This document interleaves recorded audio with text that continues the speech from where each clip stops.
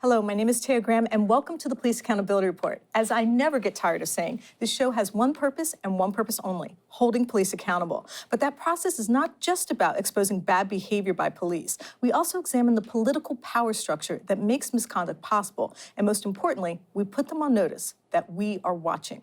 And I want you watching to know that if you have evidence of police misconduct or brutality, please share it with us and we might be able to investigate.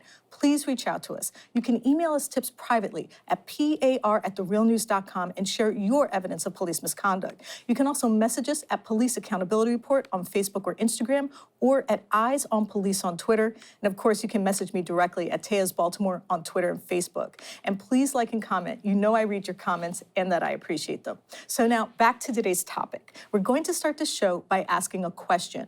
As we all know, in some sense, American policing has never been under more intense scrutiny. Almost daily, a cell phone video and body camera footage emerges that reveals misconduct, malfeasance, or downright stupidity. Case in point is the video we're showing you right now of a recent arrest by Baltimore police. The video captures Baltimore police officer Joe Riley putting resident David Dixon in a chokehold. As the arrest unfolds, he's approached by a bystander, prompting the officer to grab his gun and make a threat. Let's watch. Step back. Pull it out. Put your hands behind your back. Put your hands behind your back. Put your hands behind your back. Stop fighting. You're choking him, bitch. Let him go. Put your hand behind your back. You choking me, sir? Put your hand behind your back. You choking me? You're fighting. Stop. All right, look. Put this hand behind your back now. Give it to my sergeant. I got it.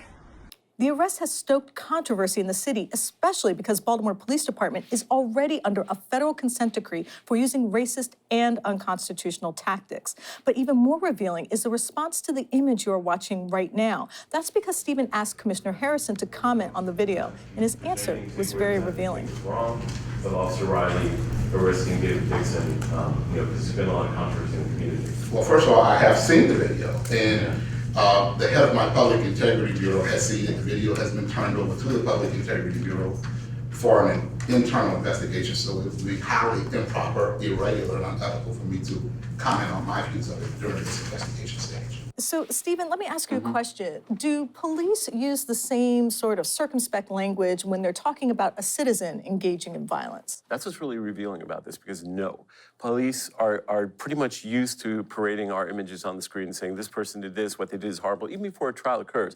But in this case, the commissioner doesn't want to comment on the behavior of an officer that is clearly causing controversy in the community. So no, emphatically no, they have no problem, but for some reason, and I think it shows the power of the police unions.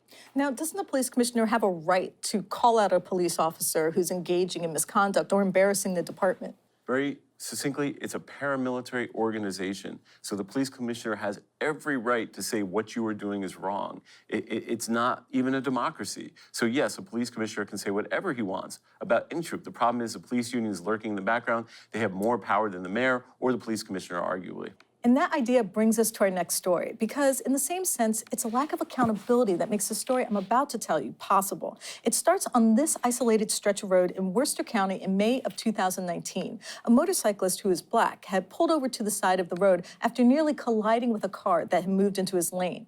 Soon, several patrol cars, which had been pursuing him for allegedly speeding, were on the scene. But it's what happened after the cyclist came to a full stop that is also the subject of this report, because what happened next is troubling, to say the least. I'll let the witness we spoke to tell the story. And just a note, the witness asked us to protect her identity because of fear of retaliation.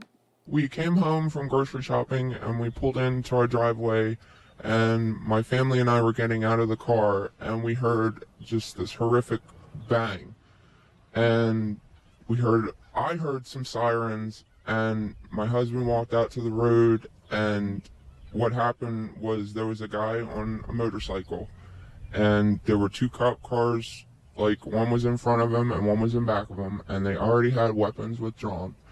And then there was a third cop car that came around the bend where the accident was, and I'd say it was about a half mile, maybe not quite, but they had quite a good amount of time to kind of slow down, and they didn't slow down, and the cop car came in between the other two cars and hit the motorcycle and the guy that was leaning on the motorcycle, and the bike went flying, and he went flying up in the air to about the tree line and came down, and then just everything.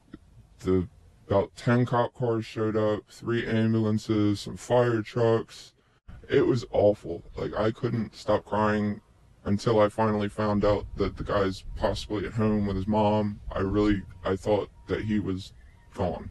And I just couldn't stop thinking about his family. And if they were chasing him for a reason, I understand that, but he wasn't posing any threat to them. He had given up. His hands were up when this guy hit him. And it was awful. It was traumatic for me, for my whole family. But her stunning recounting of what happened is not the end of the story, because after we spoke to her, we began looking into what happened. And at first, we hit a lot of dead ends. Stephen, can you talk about the process and what was being hidden from the public? Well, usually when there's an accident or, let's say, a collision involving a police cruiser and a person, there's a press release issued on the website. There should be a press release, something to the public acknowledging something occurred. But there was nothing. There was no sign this even occurred. In fact, even the local media hadn't covered it. The only thing we had was a post on Facebook and this witness. And so we didn't know anything. Then we went and we searched the medevac records, which is, a medevac helicopter. We'll show pictures on the screen right now that we found from a volunteer fire department that just happened to post them. Right. Not official, nothing from official sources, completely silent. And those pictures showed a medevac helicopter, part of our medevac system, which is run by our state police.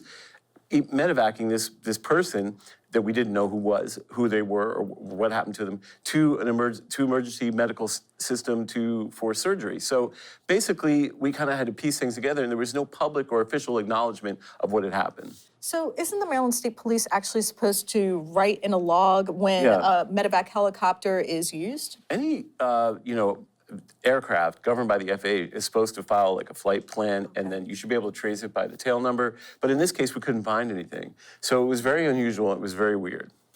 First, the Sheriff's Department said very little to us, and a medevac search turned up nothing. But through persistence, we started to make headway and eventually caught a break. Once we were able to speak to the lawyer of the victim, and 2, we obtained this, an accident report, a document which was very revealing. So take a look at the diagram on your screen right now. As you can see, the investigating officer drew a sketch of the position and trajectory of the vehicles prior, during, and after the crash. What is notable is how the sheriff's vehicle crossed 2 lanes of traffic, then crashed into the motorcycle, which was stationary, and hit it with such force it continued down the road. Stephen, what does this diagram tell you? Well, it tells me that this was no accident. Like, this wasn't something where a motorcycle comes to an abrupt stop and the guy's trailing behind him and just happens to hit him, because he had to cross over, according to this diagram, had to cross over 2 lanes of traffic.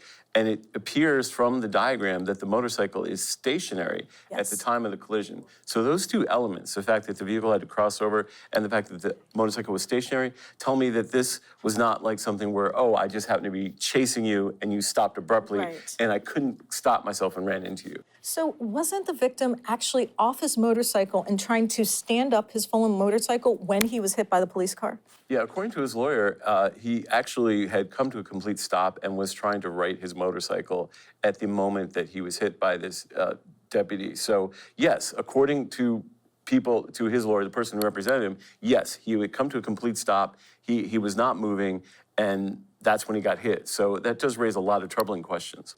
Now, the victim did not want to speak to us on the record, but through his lawyer, we learned just how serious this collision was. The victim had to be taken by medevac helicopter to the Shock Trauma Emergency Medical Center here in Baltimore. That's because the force of the impact nearly severed his femoral artery.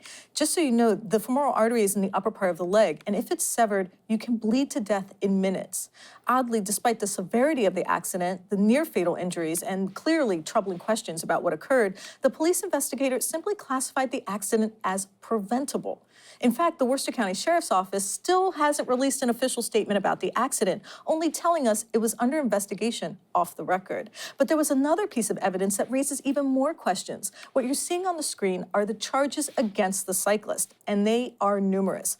25 separate traffic violations, speeding, driving the wrong way, evading the police, et cetera, et cetera. A list so long that is both confounding and telling. That's because when the case came to trial, all the charges were dropped. All of them. All the victim had to pay was a single speeding ticket. Stephen, what does that tell you? Well, this is generally the case you see where the police are in some way wrong, because what they do is they overcharge, and then when it comes to trial, in a way to sort of intimidate the victim, and then when it comes to trial, when they realize they have no evidence and things look really bad, they drop everything. I mean, especially because they were sitting on that accident report, which said it was so-called preventable, meaning that they knew they were in the wrong. So if he had done any of those crimes, or if he had truly been being chased and what happened, was not wrong, they would have charged him, and this is Worcester County, they would have charged him and prosecuted those charges to the full extent of the law. The fact that they dropped them is extremely telling. So let's review the facts. A sheriff's deputy crossed 2 lanes of traffic and drove onto the side of the road, striking a parked motorcyclist. Witnesses describe watching the car drive past 2 parked cruisers and crashing into the motorcyclist unprovoked. The injuries to the cyclist are so severe, the victim had to be airlifted for emergency surgery. And finally, an investigation concludes that the collision was avoidable or preventable. Stephen, what are we missing from this picture? Well, what we're missing is the fact that there should have been probably a criminal investigation. I mean, you don't have the right to just strike someone with your car. If you're angry with them, whether you're a sheriff's deputy or a person, whatever. It seems that there are suggestions, allegations, and enough evidence to investigate whether or not this was premeditated. But of course, we have nothing. We have silence. We have no press release, nothing from the sheriff's department. They won't respond to comments. I looked at my emails from the Maryland State Police, which run the medevac system. They said they had no knowledge of this flight. So what we have, and no other media has reported on this, have they? No one else has reported on it. So you have what I would say is in some sense a cover-up, right? I mean, there should be some public pronouncement. If they decide that the deputy did the right thing, then they should say that. But if they feel like there's more to this, they should investigate it. And they certainly don't have problems investigating people down the Eastern Shore. So I would say that, it raises a lot of questions of why a broader and more, specific investigation wasn't done. I'm not an expert in the legal system, but I have a feeling that if you were driving a car, switched 2 lanes and aimed your car towards a motorcyclist and hit them, you would be charged with attempted vehicular homicide. Does that sound about right? I would think absolutely, with the evidence that you have, that it would be very possible that you would be at least subject to an investigation, or at least that police and prosecutors would take a look at it, if at the very least. I don't know what their conclusions would be, and I don't know what their conclusion would be in this case, but the main thing is they're not looking at it at all. And I think that is extremely problematic, and one of the reasons we need media to cover this stuff, and also one of the reasons that police, have so many problems, I think, because they don't investigate their own very well. What's most notable is how easily the Worcester County Sheriff's Department has avoided scrutiny. There was no information offered to the public, no media accounts, no public vetting of the investigation. Instead, there was only a Facebook post and us. Which is why the next story is so critical. It's a tale so disturbing, I'm going to describe it as a hypothetical. It's a story that has everything to do with the aforementioned lack of accountability. A story that only reiterates problems with police policing themselves in Worcester County. Imagine if you hold so much power over a community, you could on a whim take a person's freedom without giving it a second thought. That you were so omnipotent, you had the power to both make the laws and enforce them. And armed with both, you could detain or otherwise incarcerate anyone at any time, which you did. And for all of this, you were called a hero. You were promoted, and you were paid more than enough to be part of the top 2%. I know it sounds incredible. It sounds like a sense of power that would be ripe for abuse. But Stephen, the scenario I laid out actually happened. Yeah, Sergeant Ethan Newberg, who was a, 30-year veteran of the force? I think 24 years. 24-year veteran of the force, was indicted on 32 counts of false imprisonment and assault for committing 9 separate illegal arrests over a 6-month period that were captured on body cam. He arrested people for nothing, people sitting in their house saying they were interfering with an officer. A FedEx guy he arrested and tried to make him lose his job. But the underlying imperative here that's important that we mentioned is Sergeant Newberg, as you mentioned, is part of the top 2%. Top he makes 2%. $250,000 a year. Now, we all know there's a history in the Baltimore City Police Department of paying people for making arrests.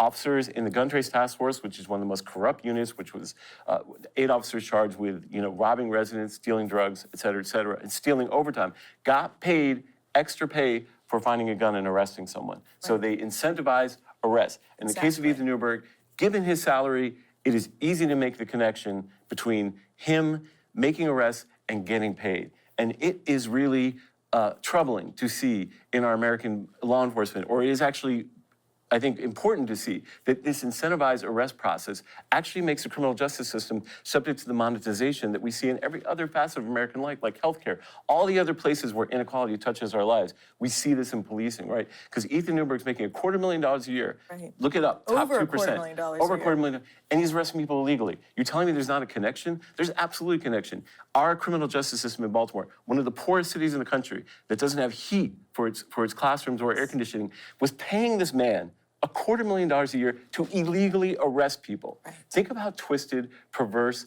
destructive that is. It's unfathomable. So let's think for a second and ask ourselves something basic so that we envision a world where policing is not the dominant government institution it is today, where cops don't need to be lauded constantly as heroes or paid astronomical overtime or expensive lifetime pensions, or control how they themselves are policed when the community should come first. And our rights are more valuable than the power of the badge. And the constant need to arrest us for money and glory no longer exists. Does it sound unachievable? Perhaps, but it can happen. Police can be held accountable, and policing can change as long as there are people like you out there, our viewers, people who are not afraid to stand up and be counted, people who share tips with us and comment, people who are willing not to just view police as either all good or bad, but as an institution that serves us and therefore should answer to us. That's why we do this show, and that's why we appreciate you, because together we can make both policing and by extension our communities better. I'd like to thank my co-host, Stephen Janis, for his reporting and his invaluable help with this piece. And I want you watching to know that if you have evidence of police misconduct or brutality, please share it with us and we might be able to investigate. Reach out. You can email us privately at par@therealnews.com and share your evidence of police misconduct. Or of course, you can message me directly at Taya's Baltimore on Twitter or Facebook. And please like and comment. You know I read your comments, respond to them, and appreciate them. My name is Taya Graham, and I would like to thank you for watching the Police Accountability Report. Be safe out there.